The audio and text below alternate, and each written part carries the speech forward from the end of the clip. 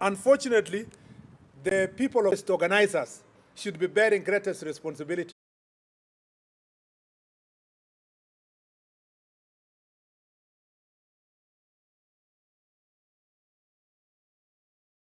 What will happen? It is also important to organize public protests in such a way that the police can then provide necessary escort. The reason why I cited Mombasa is because Mr. Ali Nuno, who is the regional police commander, was properly briefed. The protesters followed defined route in Mombasa. They started at 10, they finished at 12. There was a small group that wanted to cause chaos at some point, but it wasn't a serious one, and the protest was closed. That is an example of how public protest should be done, not the kind of mayhem and chaos that we witness in the city. And therefore, unfortunately, the government of Kenya does not have a budgetary allocation from Parliament that takes care of any form of compensation.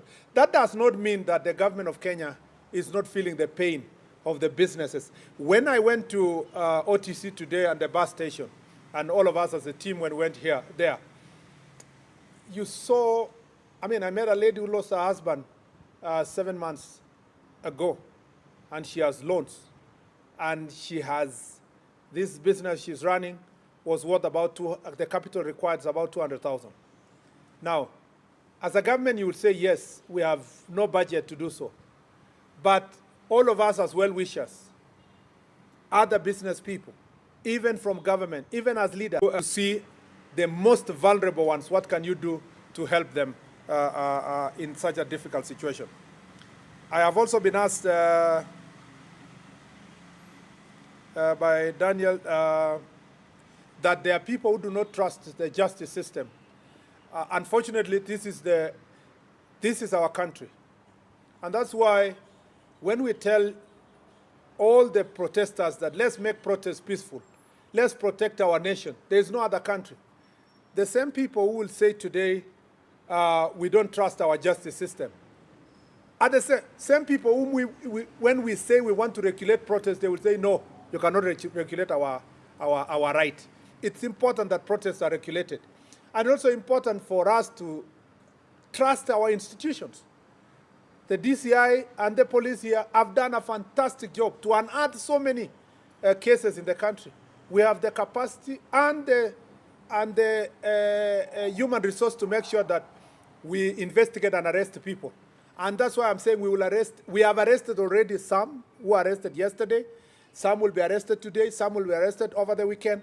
But we want to make sure that all those people who are prosecuted, there is enough evidence, and we want to request the judiciary to work with us and work with the police, National Police Service, to ensure that all those characters are brought to justice. On the question of some people being escorted by the police who are goons, we will be happy to receive also reports from citizens to record statements so that if there will be such incidences where there was infraction on any part of government officer, of course it will be investigated in the right manner. But by and large, yesterday was a great success in terms of the police work, even though the destruction that went all the way to almost midnight. All these goons who were brought all the way from Muranga, some of them were brought from Nyeri, some were brought from Kirinyaga, most of these goons were left in town. Some were left in Thika Road. And so as they were going back home, they caused immense havoc last night in Thika town, looting people's businesses, mugging people, robbing people in Thika town, and some on their way to Kajiado also caused a lot of havoc on their way. So, and the police were really overwhelmed because now they were doing some of this work in darkness, especially some who, on the onset of this darkness, they came back to the roads to try to rob motorists and other citizens. It has not been easy when such number of goons and criminals and thieves and thugs and robbers are concentrated in one area, collected by these politicians. It's not easy for the police officers to be able to maintain law and order. I think that we have given you sufficient, unless any last question, preferably from a lady. Yeah, there's a lady on the left there.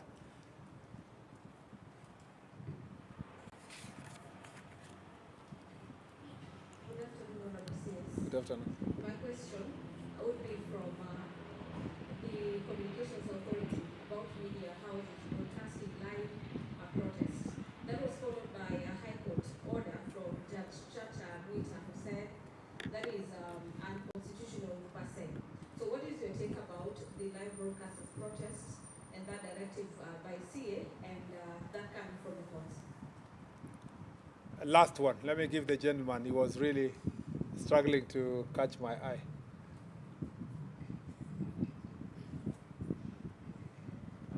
Good afternoon. My name is Rigathi from the Standard Video. My question is simple. What is your message to the people who lost their loved ones during the Murkomens? Thank you. Because you are the last one, let me just give you. Yeah. Thank you. My name is Mike from TV47. I just have one question. Perhaps how many police officers were injured yesterday? And do you think there is a ploy to attack police officers during these protests? Since Kenyans have been furious about police officers in the recent past, are they safe during these protests? Thank you. Thank you very much. First, let me, on the communication, on the live broadcasting, there is nothing wrong with live broadcast per se, because we also, our media enjoys freedom. We have the freedom of media in this country. The biggest problem with live broadcasting, having watched a number of them, media stations yesterday, is the idea that media becomes the center of mobilization for some of these protesters. In fact, most of the media houses are working very hard during the onset of protest, telling people, oh yeah, wengine wamekuja, sasa tayari ndio hawa. They interviewing people in the street and tell them, what do you tell those who are still at home? You see, they are participating, directly in mobilizing people to come. But what was even of greater concern to me is some of the media stations whose their job was directing the protesters. And they are saying, oh, now they are in Thika Road. As soon as they converge with the ones in Kiambu Road, the possibility is that they will pass through Museum and State House will be very near. You see, that is really very irresponsible journalism. Of course, the gentleman from Standard knows that Standard now has stopped being a newspaper. The headlines for the last 2 months or 3 months have always been about security and insulting people without resorting at one instance to ask for feedback from anybody, not even any person.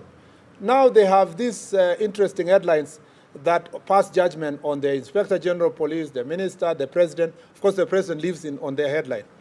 I understand the desire and the tough economic times for newspapers to sell. But that cannot happen at the expense of our country. And this is really of great concern to me, that the media houses were expected to have self-regulation. Apart from, at the end of the day, even the media houses are doing business in Kenya. If this country bans, just because you wanted to sell newspapers, you wanted to do media engagement, it's a loss to everybody. And more importantly, let me say this, that it is unfortunate that political actors are relying on media. It's not becoming independent enough to give both sides of the story. For example, you will hear that yesterday's report is reported as the protesters have arrived somewhere and they are looting. And you are still saying the protesters have looted shops. The protesters have done this, and you can see they are criminals. Meaning that the characterization of also the criminals, we are not taking the greatest responsibility as citizens. You've watched international media, except of course when they are reporting from Africa, and Nairobi especially, that they are very careful. When they are reporting about Israel, about America, about UK, they are very careful about their own countries. But when they come to our country, report it as it is.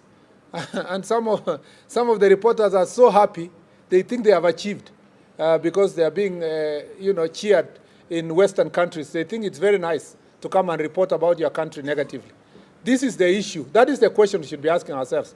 The question of closing or not closing depends on the circumstance. You have to weigh between national interest and also the individual interests of media houses. The national interest at any given time will be weighed. And if it's necessary to close a media house so that you can serve the nation, of course you do it. You know that media played a critical role in 2007, 2008 post-election violence, and that some media houses were indicted for the role they played. We are not going to wait until they are indicted. We have to take precautionary measures to ensure that we protect the country. And that is important, that we do so. Unfortunately, I don't want to discuss about Justice Mwita, because when the chips are down, when the courts in Kikuyu were banned, a court order is not there to save the courts. When 2007 and 2008 violence happened, nobody looked for the Chief Justice that you swore in the president. It is the people who held offices like mine who are held responsible. So it's my duty first to take care of my country. It is easy. I can suffer a court order. I can pay for a court order or so forth, but I cannot pay for people's lives when they die. And I cannot return back the nation when it becomes a pariah state taken over by hooligans and gangs. So I would rather appear before a judge in a still working country and explain why I made a particular decision than to doubt myself and say, I cannot make this decision, and then tomorrow there is no country. There is even no judge to explain to. Because when this country burns, Justice Mwita and myself will all be the same. We'll probably be meeting in border between Kenya and other countries looking to be refugees. And I don't want that situation. I want first to protect the country, then the judge can pontificate with very beautiful statements when there is a peaceful nation.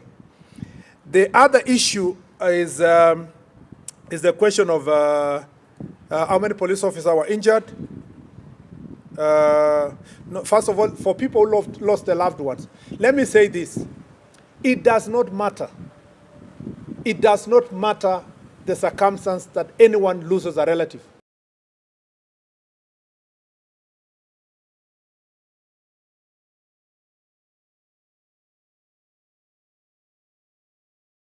Even if your relative was a robber, painful.